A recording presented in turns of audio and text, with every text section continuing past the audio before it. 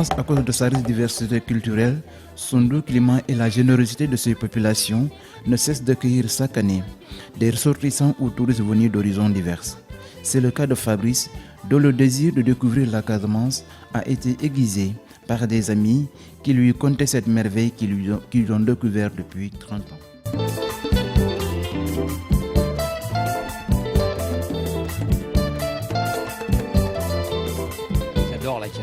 J'adore la Casamance depuis 2016, l'année où je l'ai découvert, grâce à des amis qui venaient depuis 30 ans.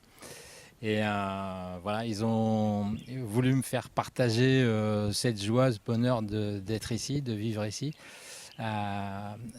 ensemble avec les gens, en pleine nature. C'est vraiment une région où en fait on se sent bien, il y a une profonde humanité. Une profonde collaboration, échange avec les gens. Vraiment, on se sent vraiment vivre en fait quand on est en Casamance.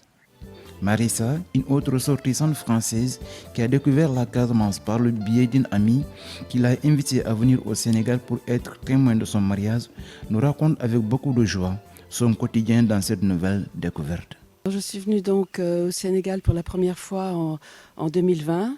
En fait, j'ai accompagné un Sénégalais qui souhaitait que je sois son témoin de mariage. Parce qu'il n'avait plus de maman, donc j'ai remplacé un peu sa maman. Donc j'étais à Dakar, et de Dakar, qui est une ville quand même très bruyante puisque je vis à Paris, je voulais partir de Dakar et on m'a proposé la Casamance. Et j'ai eu le coup de foudre à Cap Skirring. Je suis restée 1 mois. Et quand je dis le coup de foudre, j'ai vu un peu les gens. Bon, le paysage, évidemment, me plaisait beaucoup, mais le contact avec la population, où en 1 mois, j'ai pu communiquer avec beaucoup de personnes, beaucoup de Sénégalais. Et donc, je me suis dit, il faut que je revienne.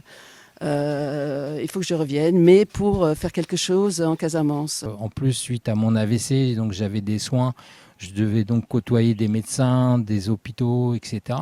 Je me suis rendu compte que les hôpitaux étaient finalement vides malgré les propagandes qui faisaient 24/7 tous les jours sur les médias, que finalement donc ils interdisaient à plus de 200 000 médecins de soigner. Comme je disais, ils ont interdit des traitements comme la chloroquine, mais et également l'ivermectine, l'azithromycine, enfin les antibiotiques.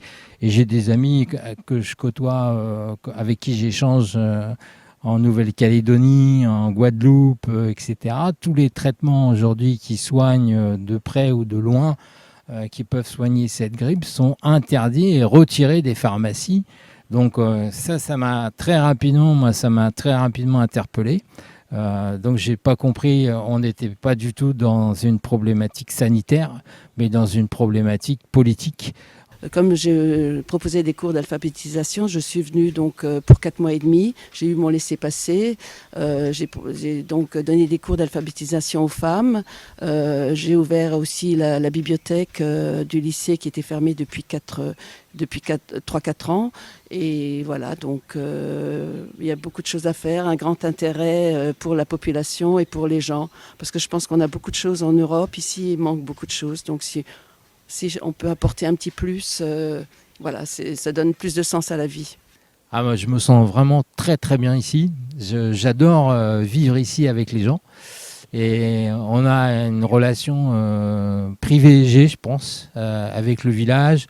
On participe à la vie sociale avec le village, dans le village à Cabrousse et partout où on va, mais à Cabrousse en particulier, puisqu'on habite évidemment tout près, on est dans le village de Cabrousse. Donc on va dans les rizières ramasser les riz avec eux, on participe aux fêtes du village. On a des amis musiciens. Alors, c'est vrai que je suis née en Europe, je suis née en France, je suis italienne, je suis née en France, mais là j'ai besoin d'espace, j'ai besoin de la nature. Je me sens mieux ici parce que je trouve qu'il y a une harmonie aussi, il y a les animaux en liberté. Voilà, je sors de chez moi, je prends le chemin, je croise des brebis, sur la plage il y a des vaches et c'est quelque chose qui me convient et qui me convient beaucoup. Alors c'est vrai que peut-être après avoir passé déjà 4 mois et demi la deuxième fois ici, le retour en Europe a été un peu brutal. Là, je vais passer 8-9 mois. Je vais retourner 2 mois chez moi, enfin voilà, régler tous mes papiers, etc. Ça va être un peu brutal, mais je me sens bien ici. On a une vie passionnante avec les gens ici qui sont passionnants, qui s'intéressent aux autres. C'est vraiment une autre vie qu'en Occident. Les gens s'intéressent vraiment à ce qui se passe autour d'eux. Ils vivent le présent pleinement. Ils sont pas là intrépides et ailleurs. Quand on est ensemble, comme ils disent Niofar, hein, eh ben on est ensemble, on est là présent et on vit le moment présent et on partage des choses. Vraiment, les gens sont généreux en plus. C'est incroyable. Moi, j'étais étonné de la générosité, du partage des gens partout où on va. Les gens sont dans le partage. C'est extraordinaire. Le contact, il se fait facilement. Il suffit de dire un bonjour, de répondre, de s'intéresser aux gens en fait.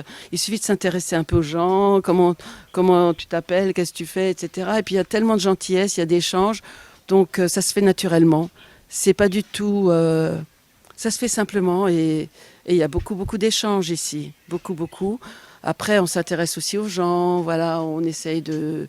Voilà, on fait un peu de soutien scolaire aussi aux enfants qui viennent parfois après l'école, mais il suffit de regarder un peu les gens et puis de leur parler. Hein. Ça se fait naturellement, le contact. Après, je commence à connaître un petit peu les coutumes, mais je suis quand même assez nouvelle, donc ça va se faire. Mais je suis allée déjà dans des villages, voilà. Je suis allée à des mariages, à un enterrement, donc voir un peu toutes ces cérémonies. Je suis allée à la fête des femmes aussi. Oui. Je crois qu'aujourd'hui, l'humain doit se rapprocher de l'essentiel, revenir à l'essentiel, se rapprocher de la nature, se rapprocher de la mère nature, puisque nous appartenons à cette mère nature. Alors ici en Casamance, elle est partout, elle est vivace, on la retrouve partout, et elle est riche, cette nature. Et vraiment, je pense que l'humain doit se poser des questions de savoir la manière dont il veut dérouler sa vie, la manière dont il veut vivre, le sens qu'il veut donner à sa vie et les relations qu'on a avec les autres. Il faut prendre le temps de vivre avec les gens qui nous entourent et je pense que ça c'est vraiment quelque chose qu'on peut faire ici et qui nous apporte une vraie joie, un vrai bonheur en fait partagé. Voilà, donc il y a beaucoup moins de stress ici, mais c'est pas la raison pour laquelle je suis ici. Mais je trouve qu'ici c'est beaucoup plus sain, surtout en Casamance. Et puis on utilise beaucoup de médicaments naturels aussi. Par exemple l'artémésia, voilà, j'ai eu un petit coup je pense que j'ai dû avoir un petit coup un rhume ou une grippe ou proche du Covid. Bon, en 2 jours c'est parti avec l'artémésia. Donc il y a une grande culture ici aussi des plantes médicinales et on utilise beaucoup les plantes comme comme médicaments et c'est comme ça qu'il faut faire. D'ailleurs moi-même en Europe je me suis toujours soignée par l'homéopathie et ici c'est un retour à la nature, à l'essentiel aussi. Voilà. Les États, les gouvernements qui sont mis en place par les grands puissants de ce monde, puisque c'est comme ça que ça se passe en Afrique, hein, et quand ça convient plus, hop, et les sièges éjectables et la personne est remplacée. Et donc les gouvernements qui sont mis en place ici sont là uniquement pour servir quelque part les intérêts occidentaux qui organisent donc des chaos dans les différents pays. À partir du moment où ça fonctionne plus comme ils le veulent, ils organisent les chaos, les guerres, etc. Vous savez, c'est pas très compliqué. On voit comment tout ça fonctionne et finalement, voilà, les populations, c'est toujours les populations qui payent. Et finalement, les gens, pour survivre dans des contextes difficiles, ils sont amenés à... Moi, je les comprends, mais c'est vrai que ce n'est pas la solution. La solution, ce serait de reprendre sa souveraineté. Et c'est ce que sont en train de détruire les mondialistes qui installent cette mascarade, cette imposture. Ils veulent détruire cette souveraineté nationale et en déstabilisant l'ensemble de la vraie économie dont dépendent les populations.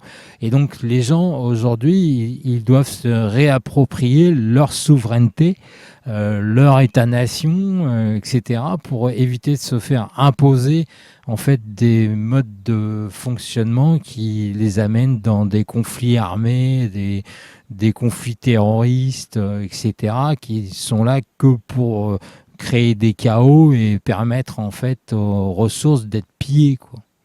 C'est malheureusement, et donc non, c'est pas la solution, puisqu'on voit très bien ce qui se passe à l'autre bout quand les gens arrivent de l'autre côté. Donc c'est pas du tout la solution. La solution, elle se trouve ici, c'est ici qu'il faut la régler. C'est une terre paisible, avec beaucoup d'harmonie. Et c'est vrai que quand je suis venue la première fois en Casamance, on m'a dit non, il y a la guerre, mais pas du tout. Je suis même allée, on n'est pas loin de la frontière de Guinée-Bissau, et je suis allée dans les villages, mais c'est absolument faux. C'est vraiment très très paisible et vraiment et je suis tellement bien ici que j'ai même pas envie d'aller trop visiter le Sénégal, de remonter vers le nord, parce que la Casamance, les gens sont formidables, la nature est belle. Et il y a un très chaleureux accueil. Donc voilà. Donc voilà, il faut venir en Casamance. C'est vraiment une terre, voilà, des gens formidables. Et voilà, j'aime beaucoup, beaucoup, beaucoup, beaucoup la Casamance. Et je me sens très, très bien. La vie est ici. Je pense que tout est à faire et à construire sur ce magnifique continent africain.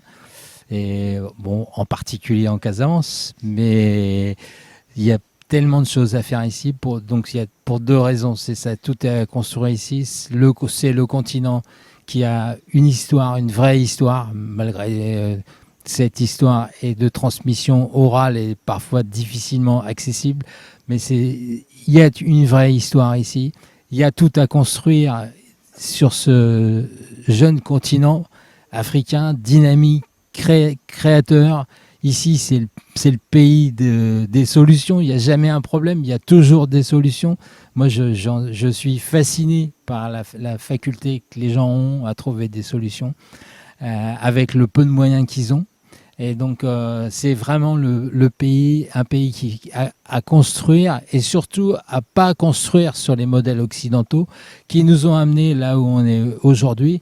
Cette société occidentale qui est arrivée à son terme, il n'y a plus de vie là-bas. Ça, c'est la deuxième raison pour laquelle il ne faut pas partir, parce que là-bas, il ne va plus rien se passer. Ça va devenir une vraie prison, en fait, l'Occident. Une vraie prison muselée, déshumanisée. Les gens ne se parlent plus, se connaissent plus, se reconnaissent plus. Et donc, c'est ici que ça se passe, quoi. C'est ici qu'on peut vraiment créer des choses et créer une vie meilleure sur un modèle totalement différent. Et ici, on voit en Casamance, on est dans un modèle de nature. On peut tout créer sur de nouvelles bases qui ne sont pas les bases occidentales, qui ne sont pas basées sur l'argent à tout prix, qui finalement détruisent les espèces, la société, l'humanité.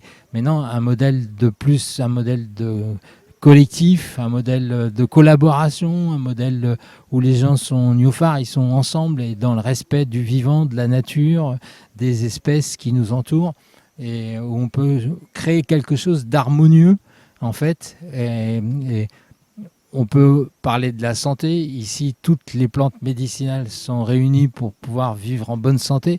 On n'a pas besoin des gens qui ont extrait 2-3 molécules pour ensuite nous vendre des médicaments.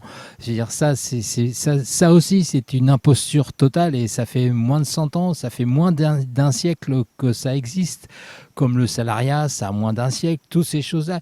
Il faut repenser la société, mais ici, il ne faut pas la penser sur le modèle occidental, pas du tout. Il faut s'en éloigner et reconstruire le modèle africain dans un contexte africain pour les Africains, vraiment.